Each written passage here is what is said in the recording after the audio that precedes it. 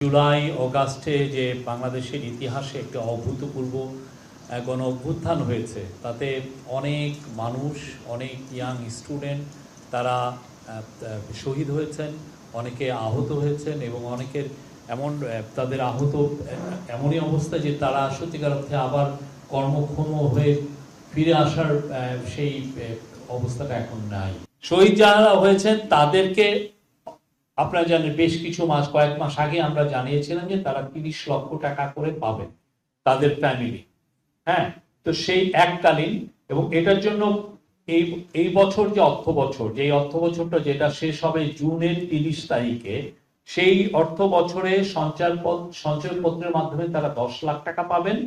আর 2025-2026 অর্থ বছর, যেটা জুলাই শুরু হবে এবং শেষ হবে জুন 2026-এ, সেই সময় আরো 20 লক্ষ টাকার তারা সঞ্চয়পত্র পাবে প্রত্যেকটা পরিবার, প্রত্যেকটা শহীদ পরিবার।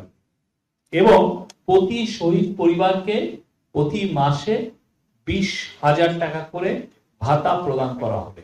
শহীদ পরিবারের সক্ষম সদস্যগণ সরকারি ও আধা সরকারি চাকরিতে অগ্রাধিকার পাবে।